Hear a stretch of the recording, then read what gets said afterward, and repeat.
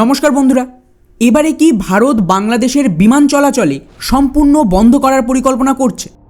কেননা রিসেন্টলি আপনারা খবর তো শুনেই থাকবেন যে আমাদের এই ইউনিস চাচা ভারতকে খেপাতে এখন ডিরেক্টলি বাংলাদেশ থেকে পাকিস্তানে বিমান চলাচল শুরু করতে চলেছে, যেটা বেসিক্যালি ভারতের জন্য বিরাট বড় একটা থ্রেট হতে পারে।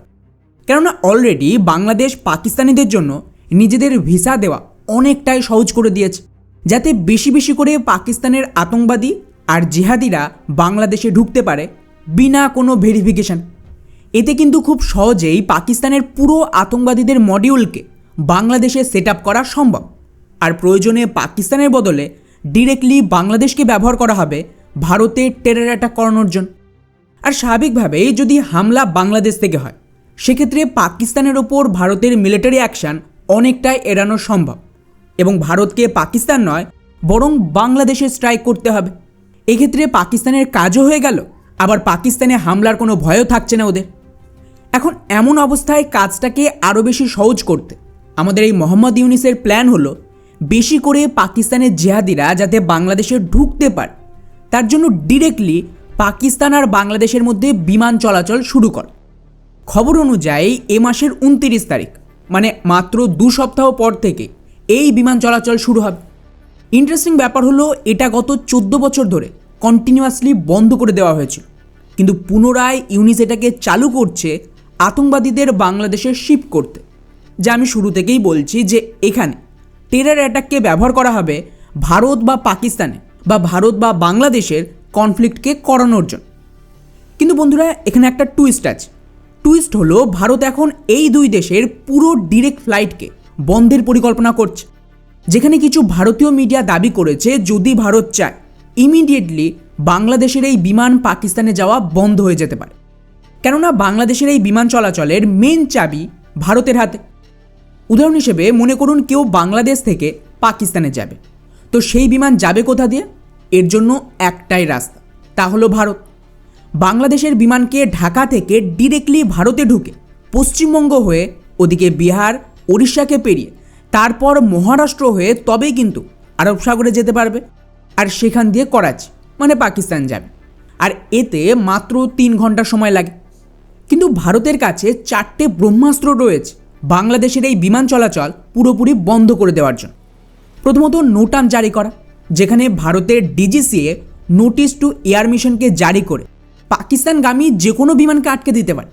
অলরেডি সেম নিয়মে আমরা তো 2019 সাল থেকে পাকিস্তানের বিমান ভারতে ঢুকতেই দিই না।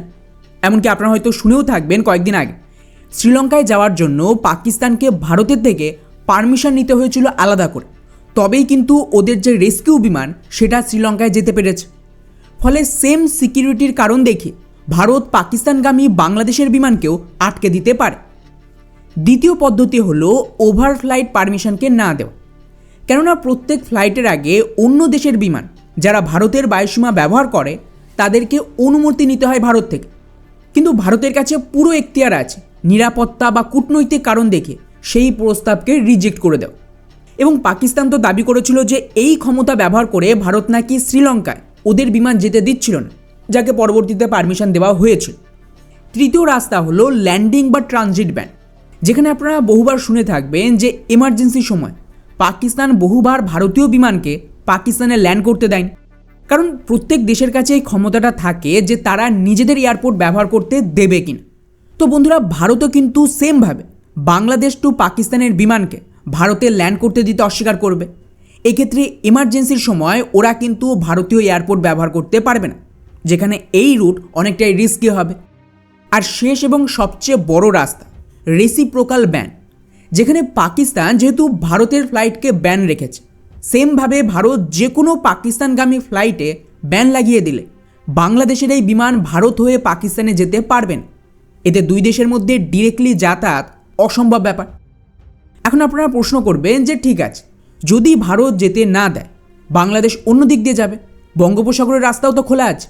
ওয়েল, এটা প্রায় অসম্ভব, কারণ ভারত ছাড়া অল্টারনেটিভ রাস্তা বলতে একটাই, সেটা হলো দক্ষিণের রুট, মানে এই যে বঙ্গোপসাগর হয়ে আন্দামানের পাশ দিয়ে প্রথমে মিয়ানমার, তারপর শ্রীলঙ্কা এবং সেখান থেকে মালদ্বীপ হয়ে পাকিস্তানে যেতে হবে।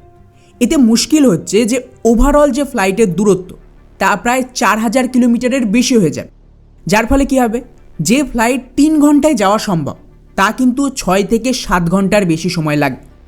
উপরন্তু যেহেতু দূরত্ব বেশি, সময়ও বেশি, তাই জ্বালানিও অনেক বেশি লাগবে বিমান, যা বলা হচ্ছে যে প্রায় 50% বেশি তেল পুড়বে, যার দরুন বিমানের যে ওভারঅল ফ্লাইট কস্ট সেটা মারাত্মক বেড়ে যাবে।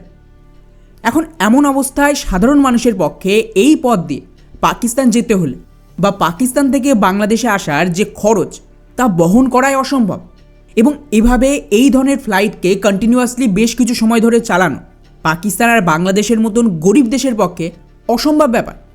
ফলে বাংলাদেশের জনগণ আর সরকার যতই লাফাক, ফাইনাল সিদ্ধান্ত ভারতই নেবে। যদি ভারত চায় তবে বাংলাদেশের এই বিমান চলাচল করতে পারবে ভারতের রুট ব্যবহার করে, আর তা না হলে পাকিস্তানের মতনই পরিণতি হবে, এবং ওদেরকে ভারতের সাথে পাঙ্গা নেওয়ার চক্করে শেষ পর্যন্ত নিজেদের এয়ারলাইন্সকেই বেচে দিতে হতে পারে। বাকি এই পুরো বিষয়টিকে নিয়ে আপনাদের কি মনে হয় যে ভারতের এই বিমানকে আটকে দেওয়া উচিত? নিচে অবশ্যই কমেন্ট করে জানাবেন। জয় হিন্দ।